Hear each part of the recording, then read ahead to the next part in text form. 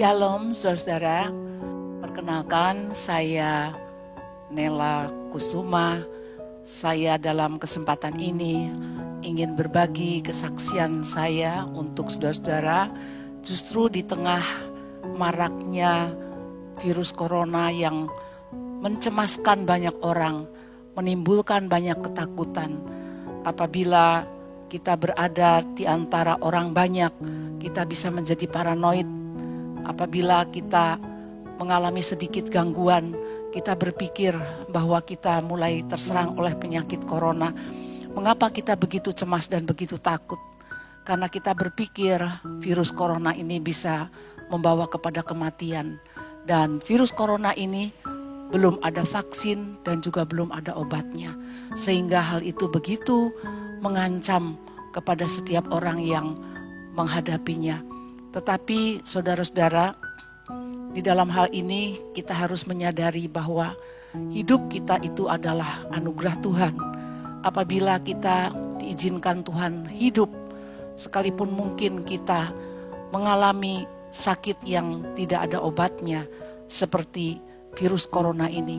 Apabila Tuhan masih memberikan kepada kita umur panjang, artinya Tuhan mempunyai sesuatu rencana di balik pengalaman yang Tuhan izinkan terjadi.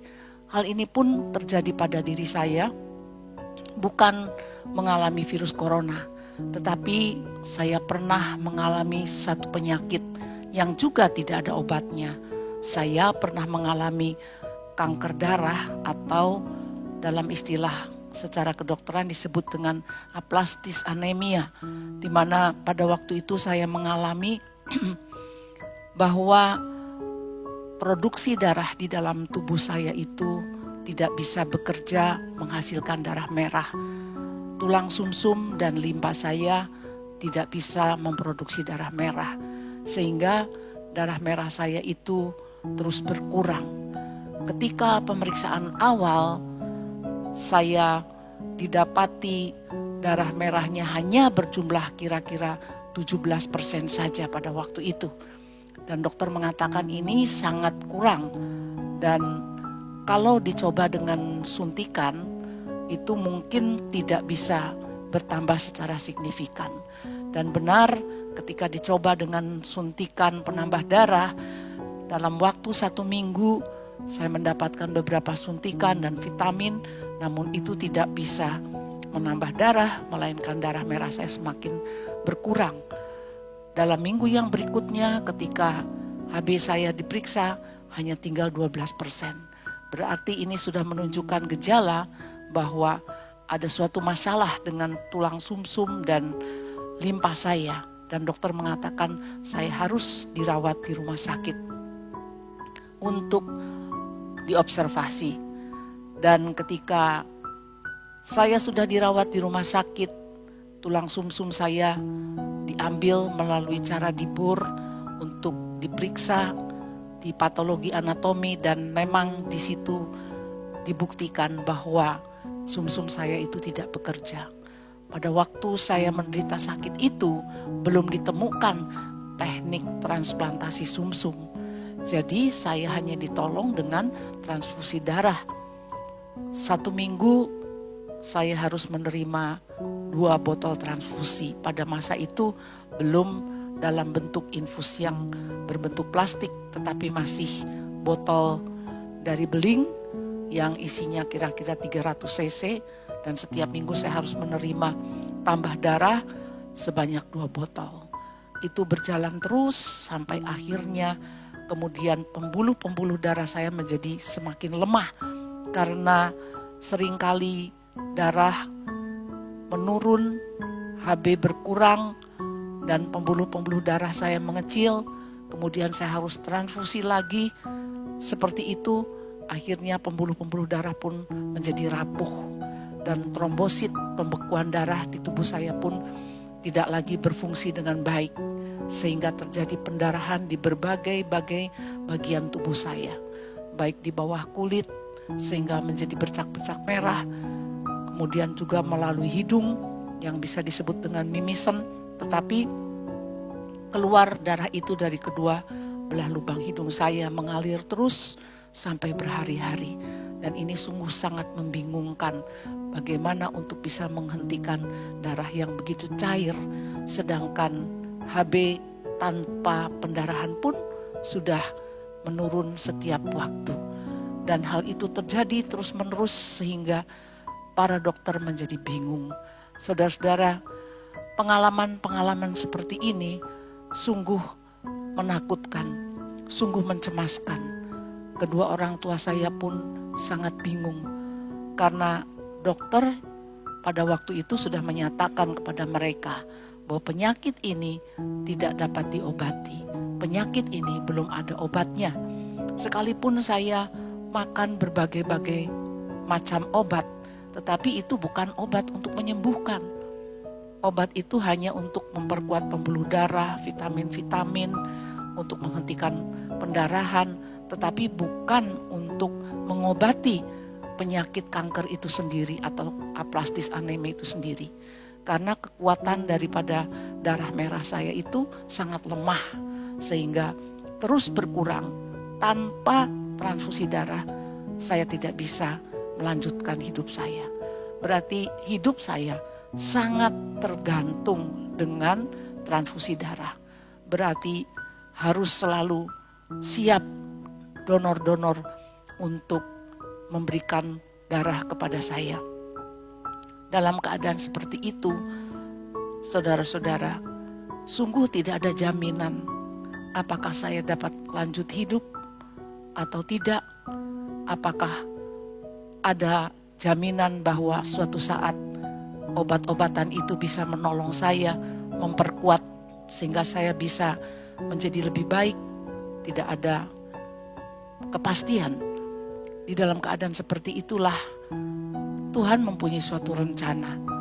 Kalau pada waktu itu kedua orang tua saya belum mengenal siapa itu Tuhan Yesus. Mungkin mengenal, hanya pernah mendengar siapa Yesus, tetapi belum mengerti siapa Yesus sebenarnya, karena mereka tidak pernah beribadah. Jadi saudara-saudara, melalui segala situasi yang sangat menekan, sangat menjepit, disitulah merupakan cara daripada Tuhan untuk membawa kedua orang tua saya dan kami sekeluarga untuk mengenal Tuhan Yesus. Ada keluarga dari ayah yang membawa seorang hamba Tuhan untuk mendoakan. Pada waktu itu ayah saya masih mengeraskan hati.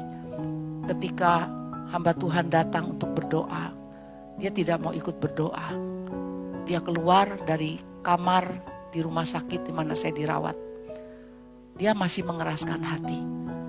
Tetapi proses daripada penyakit saya itu belum menunjukkan tanda-tanda membaik.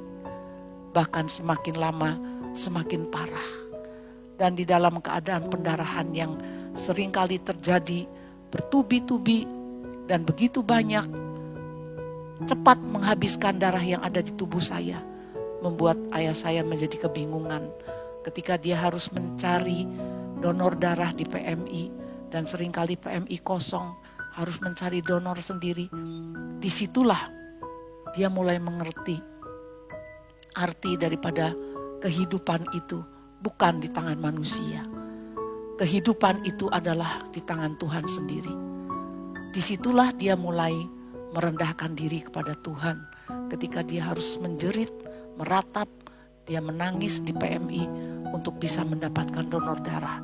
Karena tanpa ada orang yang mendonorkan darah yang satu golongan dengan saya, tentu tidak dapat menyambung hidup saya. Jadi melalui ancaman-ancaman seperti itu, melalui tekanan-tekanan seperti itu, disitulah manusia harus merendahkan diri kepada Tuhan.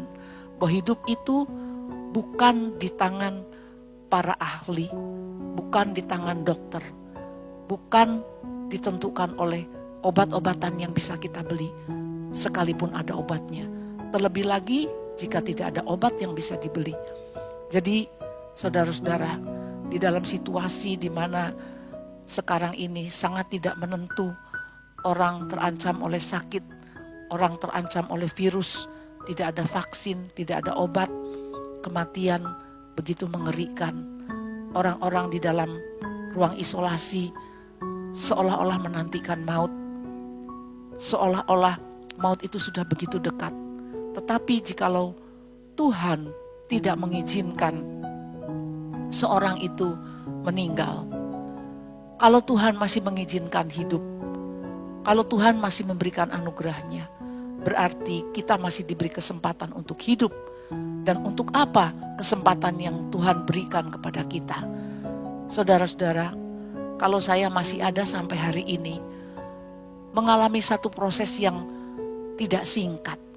Karena saya harus dirawat di rumah sakit selama 2 tahun. Dan saya menerima transfusi darah. Jumlah akhirnya 90 botol darah. Saya mempunyai kisah yang sangat panjang di dalam kesaksian hidup saya. Dan saya petik kesaksian ini untuk menguatkan saudara-saudara yang di dalam keadaan sakit, yang di dalam keadaan cemas, dalam keadaan ketakutan, seolah-olah maut itu sudah begitu mendekat. Tetapi percayalah saudara-saudara, bahwa kalau Tuhan mengizinkan kita meninggal, berarti apa yang telah kita lakukan di dunia ini, Tuhan katakan cukup. Tetapi apabila Tuhan memberikan anugerahnya kepada kita, biarlah waktu yang masih ada ini kita pergunakan untuk memuliakan Tuhan. Waktu yang sisa ini kita mencari keselamatan di dalam Tuhan Yesus Kristus, supaya kita beroleh selamat di dalam Dia. Dialah yang menyembuhkan saya secara sempurna sampai pada hari ini.